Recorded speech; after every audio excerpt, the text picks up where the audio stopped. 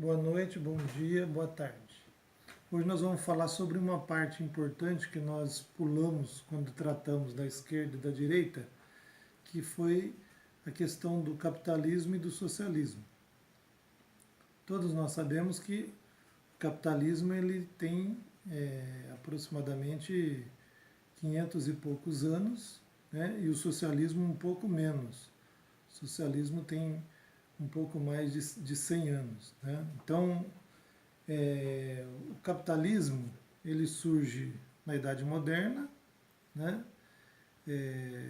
1453, com a tomada de Constantinopla, nós temos a inauguração do capitalismo comercial. Depois, no século XVIII, nós vamos ter então o capitalismo industrial. E, mais recentemente, no século XX, o capitalismo financeiro. Com isso, eu quero dizer que a direita, né, o capitalismo corresponde aos ideais da direita, que começou lá, como nós falamos, na Revolução Francesa. E o socialismo, que surge no século XIX, né, com o Karl Marx, cujo Manifesto Comunista de 1848 é o panfleto inicial, em que pese ele colocar as suas ideias em outras obras, né? Mas enfim, e a partir dali nós temos então essa disputa de esquerda e direita em dois regimes políticos, podemos dizer assim, né? Que é o capitalismo e o socialismo. Nesse meio termo vai surgir também o centro, né? Que o Hudson cobrou da gente na aula que a gente falou aí da esquerda e da direita. Né? A gente precisa tratar também do centro. O centro, na verdade, ele vai ficar entre a Revolução Socialista, né, e a lei da oferta e da oferta e da procura do capitalismo, né, a lei do mercado.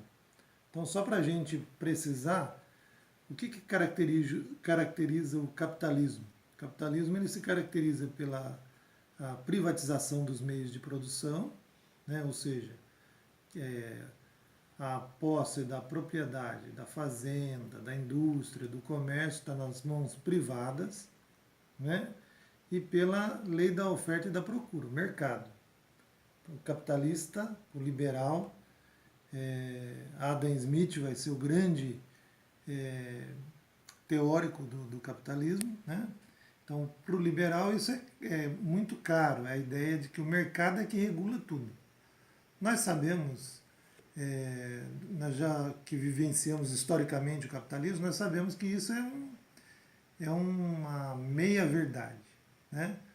E o socialismo, por outro lado, ele se caracteriza, em contrapartida, pela socialização dos meios de produção, a estatização, obviamente, se não há propriedade privada como há no capitalismo, no socialismo, quem gerencia essa propriedade é o Estado e também se caracteriza pela planificação econômica, que aí é uma herança da Revolução Russa. Todo mundo sabe que a primeira experiência socialista se deu com a Revolução Russa em 1917, né, quando os bolcheviques tomaram o poder lá na antiga União Soviética. Então, basicamente, nós temos essas duas características da direita e da esquerda. O centro vai surgir do socialismo, a social-democracia, a antiga social-democracia, que lá atrás não tem nenhum significado com o que tem hoje, por exemplo, com a social-democracia brasileira. Né?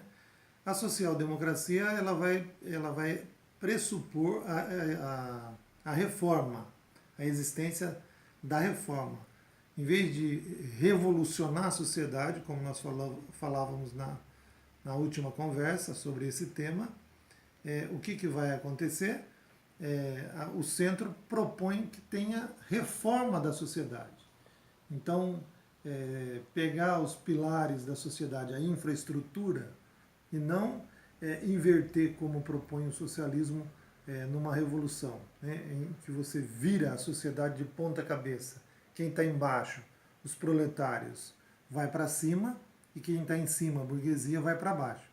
Então, os reformistas são o centro da política, né? Corresponde a essa visão do centro.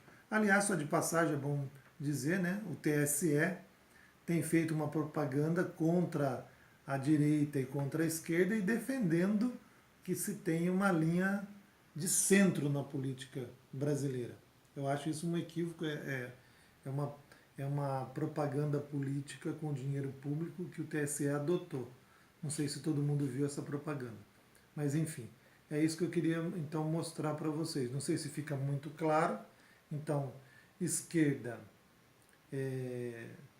para a gente deixar clara aquela lacuna que nós falamos. Né? Nós falamos, começa lá na Revolução Francesa e já viemos para os dias de hoje. Né? Então nós não tínhamos falado dessa questão do socialismo, do capitalismo e do socialismo. Então a esquerda hoje se perfila do lado do socialismo e a direita do lado do capitalismo, do liberalismo. Liberalismo não tem nada a ver com o conceito moral, né? Liberalismo tem a ver com o conceito econômico do termo, né? Como Adam Smith havia previsto, que é a lei da oferta e da procura. Então, o que regula os preços? Os preços são regulados pela lei da oferta e da procura. Tem muito produto, o preço cai.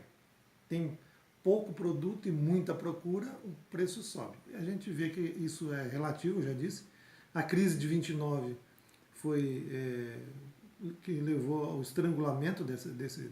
E aí nós tivemos o keynesianismo, que a gente pode falar num outro encontro, porque senão vamos alongar muito aqui, né, o estado do bem-estar social, que é uma outra vertente mais humana do capitalismo, né, da direita, que tentou se contrapor aos avanços da esquerda no mundo com a Revolução Cubana, a Revolução Chinesa, né, enfim, todas as revoluções socialistas que nós tivemos então. Muito obrigado.